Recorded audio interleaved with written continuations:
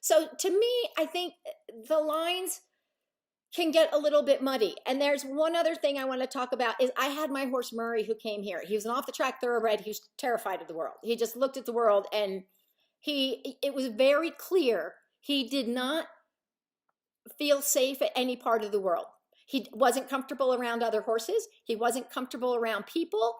He was not comfortable with new things, new sights, new sounds, new situations. It all triggered fear in him. You know, people coming into a stall, what is that about? People touching him, what is that about? People just in his presence, what is that about? So, and he would just stand with his big giant, you know, his eyes looked very big and innocent, as his previous trainer said, but our owner said, and they weren't innocent. They're scared, you know, and so he was just looking with apprehension at the world. So I thought, okay, well, in order to get you to a good place, because first I need to get you to a good place. If you're not in a good place, if we don't have a relationship, if we don't have trust, if you don't see the world as good or safe or going to try anything, I mean, can I get you to do stuff? Yeah. Am I going to like the outcome? No. I mean, because you'll do it, but I don't want a horse who leads with me like this. Yeah, you're leading with me and stopping with me and turning with me, but I want you to lead with me with confidence and focus. And so you can do the behavior. Standing quietly is one thing. Standing quiet, relaxed is another.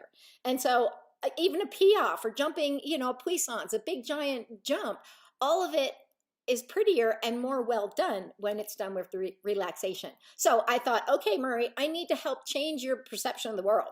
You hate everything. So what I would do, he didn't like the cross ties. Well, we need to get to the cross ties. So I started off by just saying, let's just go into the cross ties. Well, I started off by doing the bridge conditioning and target training in his stall. So now I have an element that he likes. So now I have an operant, you know, tool that I can use, something he's learned how to do, which will become more and more classically conditioned. But now as I'm taking him to I had to counter condition him to the whole world. So, but I look at it as, you know, there's scales that are starting to be raised, more and more and more and more reinforcement going here till it's neutral, and then more and more and more until it's classically conditioned, is how I see it. So I set out and thought, okay, I need you to look at things differently, because we have to go to baby steps and they're not very big. And I need to be able to take care of you. You know, there's some basic functions that you need. People need to do your feet. I need to be able to groom you and check your body. And all of those things were hard for him. And so taking him to the cross ties, okay. He hates the cross ties. He's terrified of the cross ties. So I take him to the cross ties. I don't hook him up because I don't want him to feel trapped. If he needs to leave, he can leave. You know, and so I want to give him choice in there. But if I just take him there and I did have him on lead ropes. There's only so far he could go. But if I didn't give him some impetus to be there, he would just leave. I wouldn't have a chance to even counter condition it. I mean, I could start way, way back and move up, but I'd take him closer to it and say, hey, can you touch target? Good. Reinforce, reinforce, reinforce, reinforce inordinate amount of food. So the ratio of food coming in for effort put out, I mean, it was a lot of effort emotionally, but his physical effort of touching the target, he already knew the target, but I used this tool to help create a behavior so I could classically condition his environment. So pretty soon, he loves the cross ties. If I let him go, he would go to the cross ties because he's like, good things happen in here. We do training in here and I get lots of food in here. And so that to me told me you know, did he go to the cross ties? Yes, but he had a lot of options for things he could do. And he chose that, which told me this has a stronger reinforcement history than going to the trash can, you know, whatever. So, and I set out like that with everything. I wanted to reinforce him new things. As he would see things, he'd be startled. I'd just say, can you just look at it? And he'd just look at it. I mean, I wouldn't say that, but I'd kind of, you know, I could even use a target, say, can you just get 4 feet from it? Because we're only 5, you know, and you just poke your little nose a little bit, and I'd reinforce him. And then pretty soon I would, as we got closer, you would see he started ignoring the target and now wanting to go touch the object. His curiosity took over. And that was good. To me, I'm like, this is good. Curiosity shows me this is a horse who's curious and wanting to investigate the world as opposed to being terrified by the world. So, and then pretty soon he could just look at stuff, go, yeah, I'm good. And you'd see him walk by with confidence. You're like, that's perfect. But it was a process of me setting out to counter condition, basically classically condition the whole world. I mean, people, horses, dogs, everything. I had to be super aware of every little piece of his world because I realized every single part had a potential to be terrifying for him. So I set out to do that, and I did. But it was operant, and that's where I say you can't just sit there and go, I need you to be happier. I need you to be braver. I need you to be bolder. I need to set up exercises where I can see those little tiny pieces of operationalized, so I can see him looking at the thing and I see his eyes soften. Okay, that's better. I see him looking like this, and I see his head lower a little bit, and I see him look, and I see the chin's not so pointy, and so I see softening of different body parts and different, actions and what he's doing, and all that tells me kind of that if there's some physical softening and relaxation, most likely there is physical softening and relaxations going with it. And what I've seen with most horses is when you can say, I will take that. Maybe that's just physical. It's you just going, what? Does it make you feel a little more relaxed? Yeah, it kind of does. So I just keep working on it until I could just see a horse who walked around pretty confident and bold with the world, and that was really important. So it is operationalizing it because you do need to see what that looks like. How can I teach people if I go, you get that feeling where they're not as tense.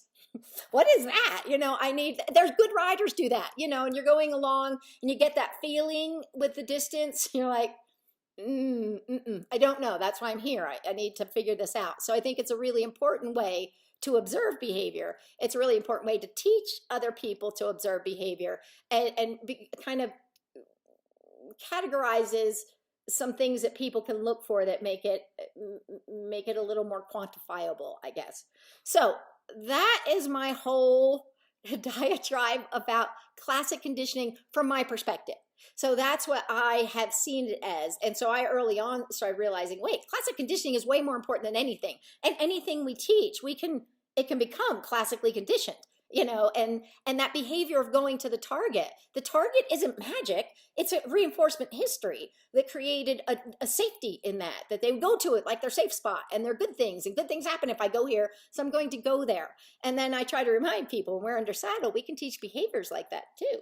And we get it to be their favorite behavior in the world, one that they love and they like working through it. But of course, the training isn't all about the food. I think the training is really, when done well, it's about playing the game, that they enjoy the engagement of the game. We're constantly raising criteria a little bit, so there's a little bit of challenge in it, but not so much that they quit. So I think it gets a little muddy, and it's really hard to explain to horse people this side of the horses that is so much bigger and deeper and better, and you can't even imagine what that feels like.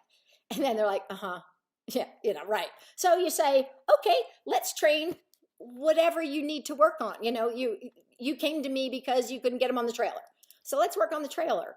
And inevitably they come back and go, it's amazing, the relationship has really changed. Even Olympic people have said, I thought we were really connected before, and it is way better. And so that's what you want them to sense and feel and recognize. But we have to start in a path that we start to create that. And does one go without the other? I really don't think so. I think also, even as they learn a behavior and they get better with the behavior and they know the behavior and they're getting reinforced more for the behavior, there's also more clarity in the behavior, which brings more relaxation, which kind of all dovetails and feeds into it. So I don't know where it all goes, to be honest with you. I'm kind of more on the completely practical layman side of teaching. And so that's my take on that. Okay, so I kind of touched on the operant and the classic and the emotions. Superstitious behavior, that's an operant behavior. It's just one we didn't intend, in my mind. That's how I look at it. So the feeding behavior in a big barn. And so they go along and they're just getting fed. The people working in the 100-stall barn aren't paying attention to what the horse is doing. They don't really care.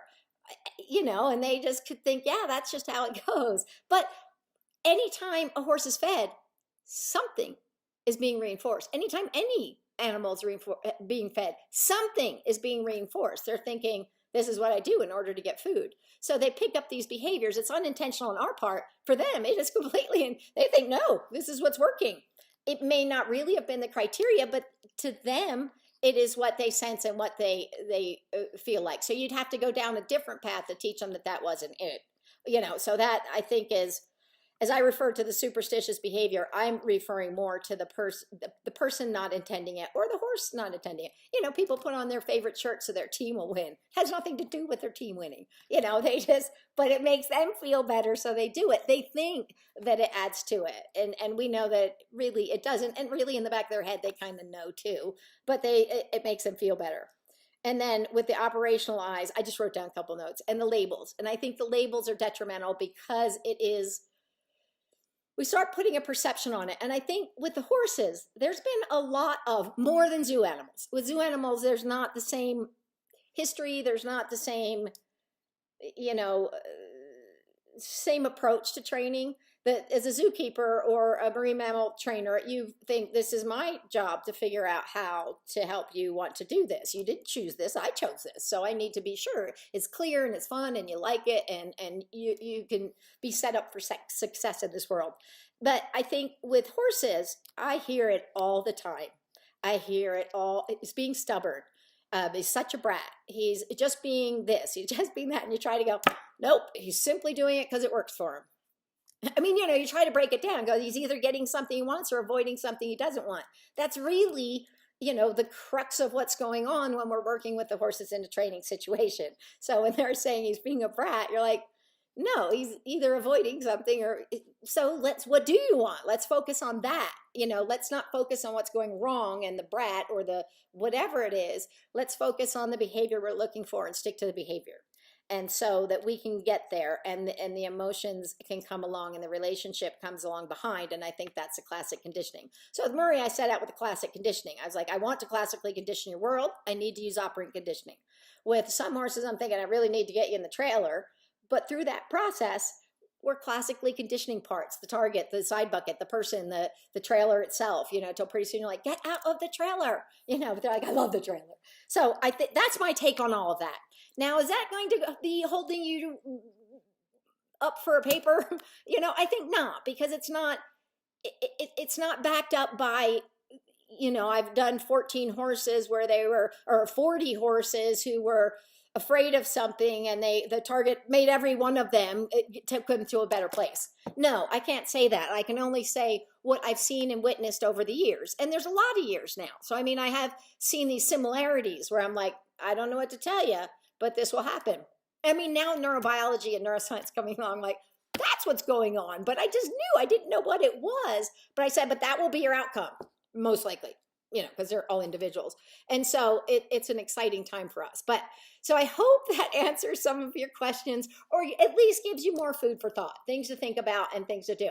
I totally love this. I went on and on and on and on and on. It's one of the longest questions I've ever done, even for the university courses that I answer questions for. So I really enjoyed it, and I hope that you stay in touch and let me know if this helped you out, or if you have more questions from there, because it's a great conversation, and it's one that I think I even see some people that are pretty proficient clicker training people, yet I don't think they quite realize how strong some of the underlying elements are, the currents are. It takes a while, I think, for people to really fully recognize that. So kudos to you for going there and saying, what is going on? All right, Nicole, it's been a lot of fun. I better stop now. Okay, I'll talk to you later. Oh, if you or anybody else have more questions, you know how to get a hold of me because you already have. But other people watching, if you have questions, please don't hesitate. You can go to shawnakarrasch.com, and on there you will see my, you'll see pages. And there's Ask Shawna page where you can submit questions.